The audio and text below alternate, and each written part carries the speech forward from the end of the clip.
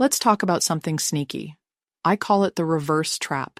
Ever found yourself making life choices that have less to do with what you actually want and more to do with what your Scientology parent definitely wouldn't do? Welcome to the Pendulum Effect.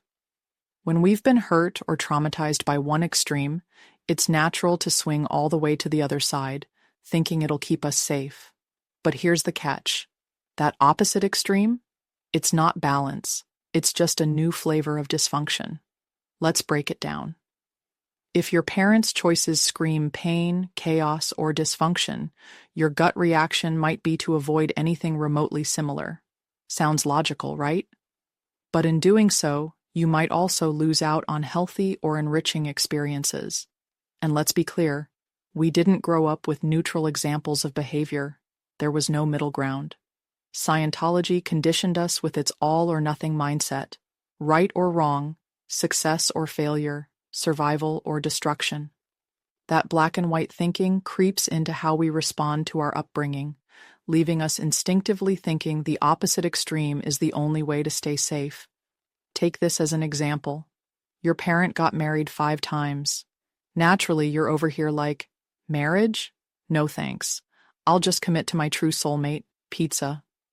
Or maybe your dad wouldn't trust doctors to save his life, vitamins and chiropractors only. So now you're sprinting to the ER at the first sneeze.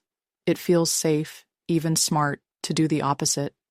But really, it's the same trap, just reversed. Here's the kicker. If you're making choices just to be the opposite of your parent, who's still in charge? Spoiler, it's them. It's a shadow version of them still haunting your decisions. And, oi, didn't we escape Scientology to stop letting it, or them, call the shots? Here's a real-life example for you. My mom was a romantic chaos tornado. Marriages, breakups, endless drama. So I decided, nope, I'll be the emotionally detached ice queen. Thank you very much. Except, I wasn't choosing detachment because it felt right for me. I was choosing it because it felt opposite to her chaos. Did it keep me safe? Nope. It made me lonely and confused, sitting there wondering why my superior life choices felt weirdly hollow. Another one? My family went all in on holistic medicine after Scientology. Magnets, meditation, karma, you name it. So I became the ultimate skeptic. Science is my religion now. Don't even look at me with essential oils. Again, I wasn't thoughtfully choosing science as my core value. I was just running as far as I could from their influence. And that's the thing. Reacting to dysfunction isn't the same as creating a functional, healthy life. It's just being controlled in reverse. Picture this. Them. Trust the process, sweetie. This $10,000 self-reflection course will change your life. You. Trust no one. Is this apple even really organic just because it has a label that says so? I can't be sure anymore. Them. Love will save the world. I just need to marry my soulmate. For the 5th time. You. Love is a scam. Marriage is a pyramid scheme. I'll die alone, thanks. Them. Kids don't need nurturing.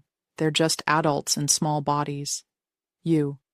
I'm going to nurture my kids so hard they'll never even think about therapy.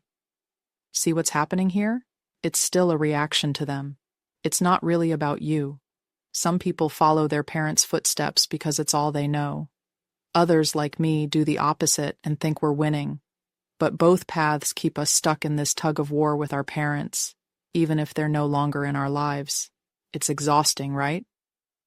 Here's what it took me decades to figure out. The opposite of dysfunction isn't another extreme. It's balance.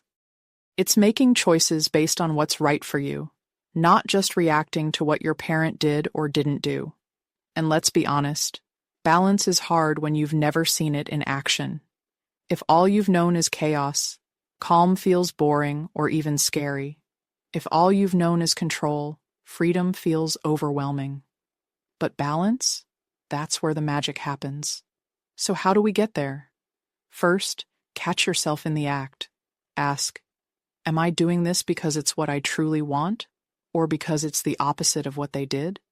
If it's the latter, pause, breathe, sit with it. Sometimes that pause is all you need. Next, experiment with the middle ground. If you've sworn off relationships because your mom was a romantic disaster, try a low-pressure friendship. If you've rejected all alternative medicine because your dad was into pseudoscience, maybe try one yoga class. No crystals or patchouli required.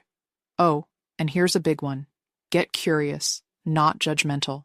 Instead of thinking, never doing that, ask, what was the need underneath that behavior? If your mom chased love through multiple marriages, maybe she just wanted connection. If your dad distrusted doctors, maybe he had trauma around authority. Understanding doesn't mean excusing, but it helps you separate human needs from unhealthy coping mechanisms.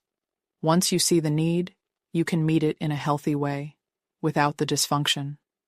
When you start making decisions based on your own values, not fear or rebellion, you start feeling like you, not a reaction to your parent, not their clone, just you. That's the goal, right? To live a life that feels authentically yours, not stuck in someone else's chaos or shadow. Here's your challenge. Think of one area where you're stuck in reverse mode.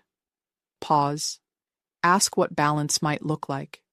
Then, take one small step toward that middle ground. Let me know how it goes, whether it's a win, a flop, or something in between. Let's break the pendulum swing cycle together. We can totally do it.